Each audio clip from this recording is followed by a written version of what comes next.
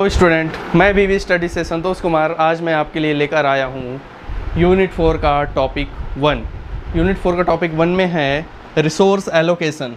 Resource allocation मतलब कि पुनर्सूचयन करना। ठीक है, पुनर्सूचयन करना मतलब रिस्केड्यूलिंग करना। ठीक है, तो आज हम समझ लेते हैं रिसोर्स एलोकेशन में प्रॉब्लम्स क्या आती है। जैसे कि हमें कोई रिसोर्स मिलता है, उसको यूज़ करने के लिए अगर हम कोई प्रोजेक्ट कर रहे हैं, अगर हम उसमें से कोई रिसोर्स यूज़ कर रहे हैं तो हमें वहाँ गुड्स एंड सर्विस प्रोड्यूस करना होगा। ठीक है, जब हम गुड्स एंड सर्विस प्रोड्यूस कर रहे होते हैं, हम एक प्रोजेक्ट यूज़ कर रहे थे, वो कैसे यूज़ कर रहे होते हैं, एक रिसोर्स को यूज़ करके ही हम वो गुड्स एंड सर्विस प्रोड्यूस कर रहे होते हैं। ठीक है, तो चलिए समझते हैं टाइप्स ऑफ रिसोर्स कि हम जो भी रिसोर्स यूज़ करते हैं तो वो कौन कौन से रिसोर्स यूज़ करते हैं। पहला है मशीनरी, जो ये है फिजिकल रिसोर्स। ठीक है, लेबर, ये है ह्यूमन रिसोर्स। कैपिटल मतलब financial resource.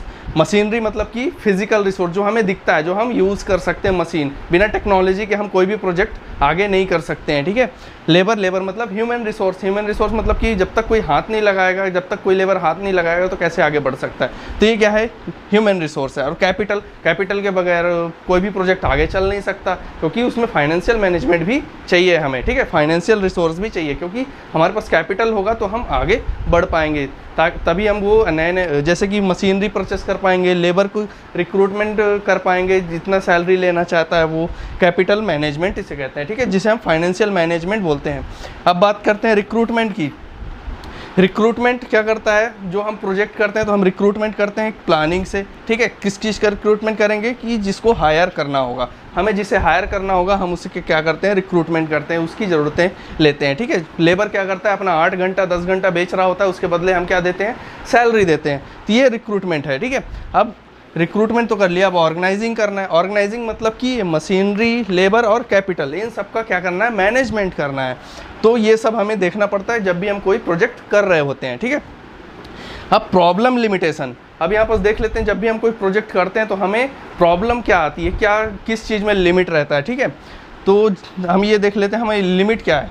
Physical resource limit में रहता है, ह्यूमन रिसोर्स लिमिट में रहता है और फाइनेंशियल रिसोर्स भी लिमिट में रहता है। और जब ये सब चीज़ लिमिट में रहता है तो हमें एक अच्छा मैनेजमेंट बनाना चाहिए, ताकि ओवर बजट ना हो, ओवर कॉस्ट ना हो। ठीक है, मान लीजिए एक एग्जांपल लेते हैं कि कोई डेवलप कंट्री है, वो क्या करती है, उसके पास अच्छा पैसा है, वो विदेशों से इंपोर्ट करती है टेक्नोलॉजी, कोई भी चीज़ को इंपोर्ट करती है। ठीक है, तो उसका जो कैपिटल और गुड्स है वो काफ़ी अच्छे तरीके से चलता है।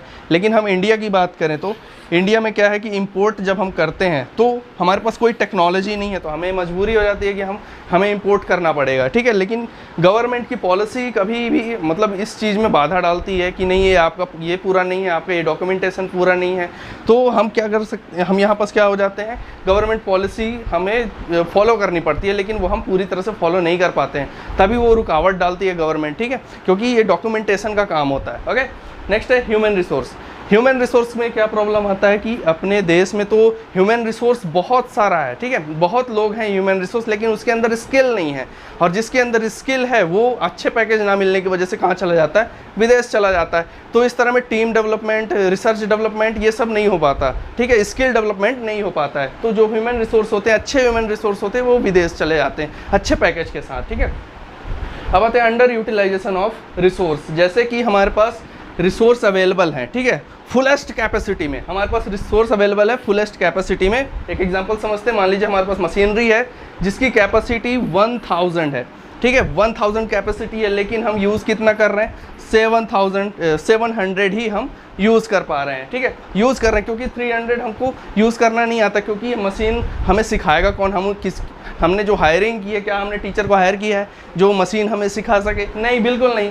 तो यहाँ पास क्या हो जाता है, 300 कैपेसिटी वेस्ट में चला जाता है, तो हम यहाँ पास प्रोड्यूस नहीं कर पाते अच्छे तरीके से, तो हमें ये सब प्रॉब्लम झेलना पड़ता है, ये सब प्रॉब्लम देखना पड़ता है। ठीक है, अब आते हैं अनफॉर्सीन, मतलब कि हमें क्या चैलेंजेस फेस करने पड़ते हैं। जैसे कि मान लीजिए बीच में टैक्स चेंज हो गया। ठीक है, जो हमने टैक्स भर रहे हैं, मान लीजिए 30% भर रहे थे, अब 40% भरना पड़ रहा है। ठीक है, तो टैक्स चेंज होते रहता है। ऑयल की प्राइस क्या हो जाती है, इंक्रीज़ हो जाती है, जो पुराना रेट रहता है वो नए रेट में हम उसे परचेस नहीं कर सकते। ठीक है, तो ये हमें चैलेंज फेस करने पड़ते हैं, और गवर्नमेंट की पॉलिसी चेंज होती रहती है, हर बार चेंज होती रहती है, वो तो होना ही है, उसके लिए कुछ नहीं कर सकते। ठीक है, अब आते हैं नेक्स्ट, पुअर डॉक्यूमेंटेशन।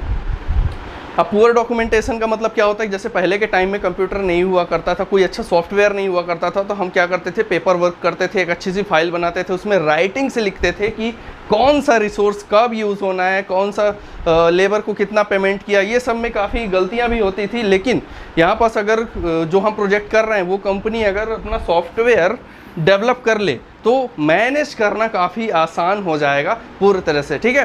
तो मैनेज करना काफ़ी आसान हो जाएगा कि उसका सैलरी कितना हुआ, कितना रिसोर्स यूज़ हुआ, ये सब हम एक सॉफ्टवेयर की मदद से हम उसे अच्छे से कर सकते हैं, ठीक है। नेक्स्ट है इंडिकेट रिसोर्स। इंडिकेट रिसोर्स का क्या मतलब होता है कि जो हमारे पास रिसोर्स हैं, कुछ रिसोर्स कॉमन होते हैं जो हम शेयरिंग करके कर लेते हैं, ठीक है।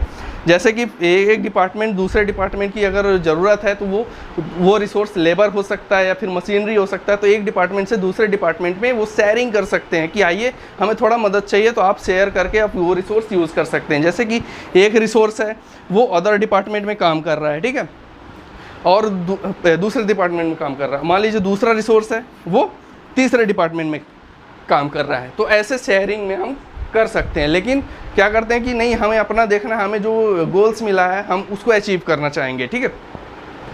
लेकिन यहाँ पास शेयरिंग में अगर आप काम करते हो तो काफ़ी अच्छा रहता है, प्रॉब्लम कम फेस करना पड़ता है क्योंकि मशीनरी लेबर सब मिलजुल कर काम करते हैं, ठीक है।